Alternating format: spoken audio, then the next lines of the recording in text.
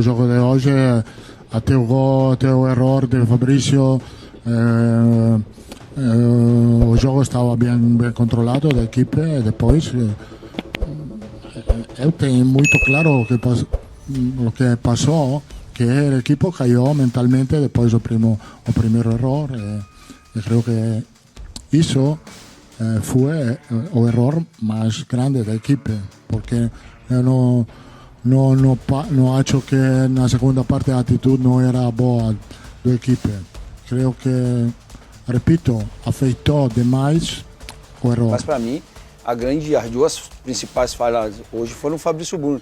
E vai bater muito naquilo que ele fala. Ele é um cara que assume a responsabilidade, que fala bastante, né? Na altitude lá, que tem quase 4.000 metros, ele falou que não sentiu nada. Né? E hoje foram duas falhas. É um erro técnico, né? Ele vai tentar tirar a bola pega no joelho dele e acaba entrando. Para mim foram dois erros cruciais, né? E o primeiro erro é o psicológico, cara. Sim. É o psicológico, né? Aquilo que aconteceu há 2 semanas atrás. Você tá pensando no jogo, você toma um gol e um gol de falha, a tendência é você baixar psicologicamente, mas o Brasil precisa melhorar. Não teve a altura do primeiro tempo, então, sem dúvida, precisa melhorar. E que sirva de aprendizado, porque se aconteceu aqui, pode ser que aconteça na Copa do Mundo e não queremos que aconteça na Copa do Mundo. Eu concordo bastante com o Ancelotti nessa declaração, que o Brasil estava bem. O Brasil encontrou formas no primeiro tempo de chegar,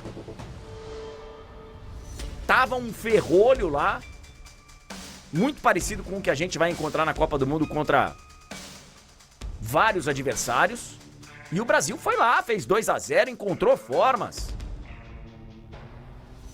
Mesmo individualmente com alguns problemas. Agora, desmoronar do jeito que desmoronou por causa de uma falha, a falha foi do Fabrício Bruno. O Fabrício Bruno não vai voltar para a seleção brasileira.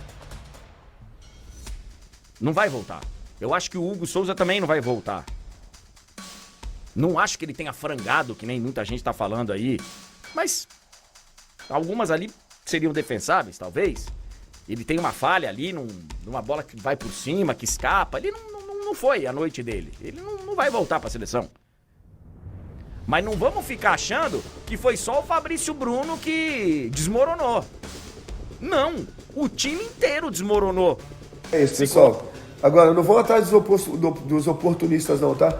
Atrás de like, o que dá like é falar mal, o que dá like é que não sei o que foi um vexame, que foi uma vergonha, tem que mandar todo mundo embora, ninguém pode ser mais convocado. Isso aí são os oportunistas, alguns, sabe? Porque do jogo passado foi muito bem. Aí vai falar, o jogo passado foi muito bem, sabe por que foi? Por conta da Coreia. Todo jogo é difícil, pô. Existem seleções que são muito fortes e outras menos fortes, mas todo jogo é difícil. Todo jogo é muito difícil. O Brasil ganhou o primeiro, perdeu o segundo, jogou o primeiro tempo muito bem no segundo. O segundo tempo foi muito mal, muito abaixo. E precisa, de fato, trabalhar logo isso, trazer os jogadores que vão para a Copa do Mundo, que ele acha, para os caras se unirem, para os caras estarem juntos, para quando chegar na Copa do Mundo, estarem todo mundo preparado. Esse é o momento para perder. Tá? Precisa melhorar? Precisa melhorar. Foi mal no segundo tempo? Foi muito mal no segundo tempo. Bem, mas não é...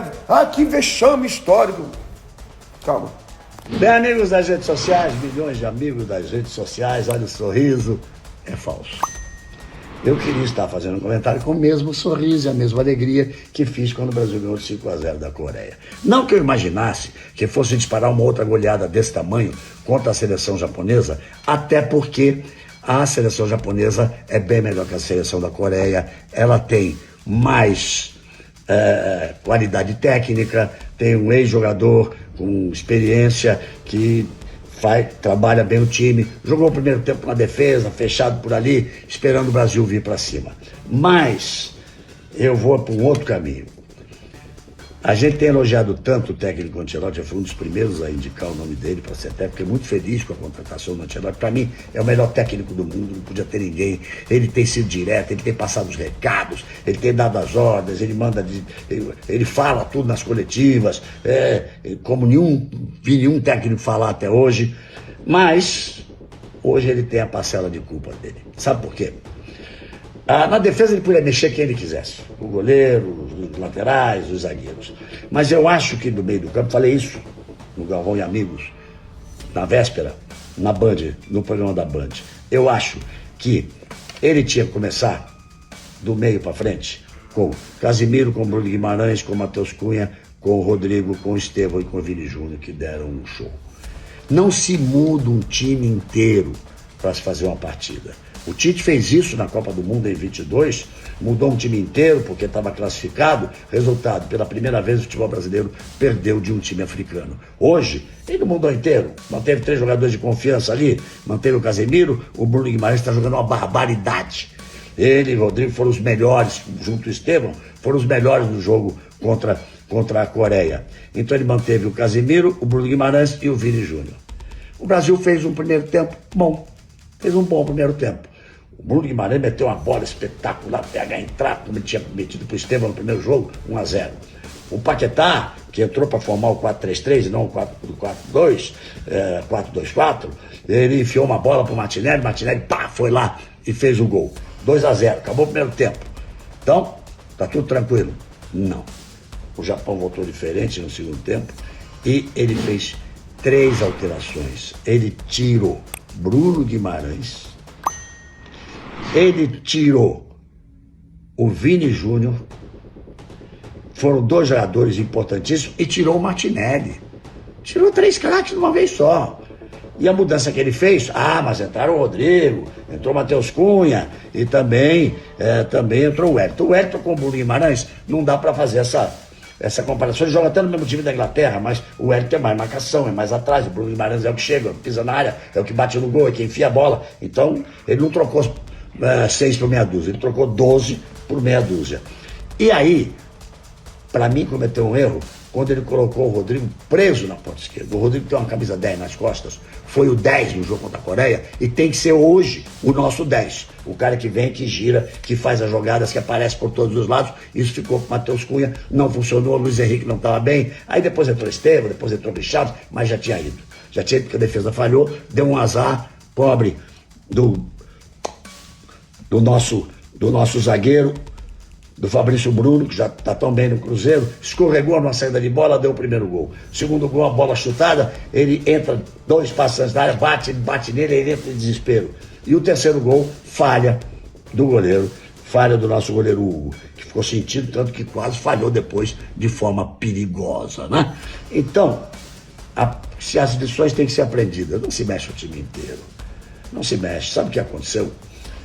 O Brasil jogou a primeira vez com o Japão em 1989, 1-0. De lá para cá, eram 13 jogos com 11 vitórias brasileiras e 12 empates. Agora são 14 jogos com 11 vitórias brasileiras, 2 empates e uma primeira derrota. Então eu fico na expectativa de poder voltar a sorrir. Vem aí a convocação de novembro contra 2 times africanos que jogam com mais habilidade, que gostam de atacar, mas que dão certas facilidades na defesa. E isso tem sido historicamente assim.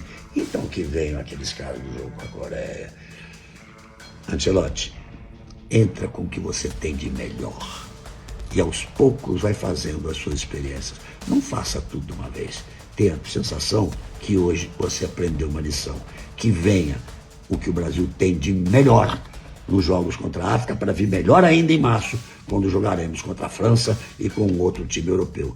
E sabe, eu quero voltar em novembro, depois dos jogos contra os times africanos, voltar a sorrir, dizer que coisa boa, que seleção, que beleza esse time dirigido pelo Ancelotti. Vamos esperar e guardar o sorriso. Olá, pessoal. A seleção brasileira perdeu pela primeira vez para a seleção japonesa hoje, no segundo amistoso dessa data FIFA, por 3-2. Na minha opinião, foi um vexame, né? Não o resultado em si, porque são pouquíssimas seleções hoje muito acima das outras. Tá tudo muito igual, taticamente, né? Mas o vexame foi porque o Brasil fez 2-0 no primeiro tempo. E no segundo tempo tomou 3 gols do Japão. O Japão virou em cima do Brasil por 3-2. Né? Isso eu acho um vexame. A partir do ponto que você faz 2 gols numa seleção que é inferior, você não pode tomar uma virada. Você não pode tomar uma virada. Se fosse 1-0, virasse para 2-1, ok. Agora 2-0 se virar para 3-2, não é de acordo, não está certo, foi um vexame para mim. Mesmo no primeiro tempo, quando a seleção brasileira fez 2-0, ela não estava jogando bem, não estava marcando pressão a saída de bola da seleção japonesa, não estava tendo a intensidade que tanto quer o Ancelotti, tanto fala o Ancelotti nas entrevistas coletivas, não estava tendo, muito toque de lado, muito toque para trás, muito toquinho curto, demorava uma eternidade para chegar na frente. Na realidade, criou pouquíssimas chances e fez 2 gols no primeiro tempo, né? O segundo tempo, então, foi desastroso, desastroso. Tomou uma virada da seleção japonesa, que poderia ter feito o 4º gol, jogou muito melhor que o Brasil, e empurrou a seleção brasileira para trás, teve jogada individual, teve marcação-pressão, teve intensidade de jogo, mandou na dinâmica da partida. A seleção japonesa atropelou o Brasil no segundo tempo, né? Isso é um grande vexame, sim. Agora, para mim, ficou muito claro que é o seguinte, nós temos um grupo, o Ancelotti tem um grupo de 30, 35 jogadores para ele escolher 26. Mas ele não tem 30, 35 jogadores num nível altíssimo para poder fazer de uma partida para outra 8 alterações numa equipe. A equipe que jogou contra a Coreia do Sul, que venceu por 5-0, que foi bem, foi intensa, teve movimentação, jogada individual, marcou pressão, foi para cima, ela foi totalmente modificada, né, nessa partida contra o Japão. Talvez sirva de aprendizado para o Ancelotti ver que, assim, não é a seleção brasileira, o grupo de jogadores não é do nível que ele pensa que é. Ele pode ter, sim, uma equipe muito competitiva para a Copa do Mundo, uma equipe que chegue lá na Copa e jogue, são 7, 8 jogos, que jogue para vencer a Copa do Mundo, de uma forma intensa, dinâmica, com ritmo de jogo, com intensidade, com marcação, pressão, jogada individual, movimentação. Pode sim, mas não tem condições de fazer 8 alterações numa partida para outra. Não dá. Desmontou completamente a seleção brasileira. É claro que ele foi fazer um teste, ele não tem ainda a noção do peso que tem a camisa da seleção brasileira, que nem todos os jogadores que jogam bem numa partida, ou que treinam bem, ou que jogam bem no clube, vestem a camisa da seleção brasileira e desempenham da mesma maneira. Então ele está aprendendo isso agora. Mas para mim foi um vexame o resultado pela virada. Estava 2-0, tomou 3-2, vexame. E para mim ficou claro que o Brasil pode ter sim uma grande equipe para disputar a Copa do Mundo, mas não tem um grupo para se mudar 5, 6 jogadores de um jogo para o outro. É isso aí. Diz aqui o que você achou da partida da seleção. Gostou? E após o erro do Fabrício Bruno, você continuaria convocando o zagueiro? Já deixa o like no vídeo e se inscreva no canal.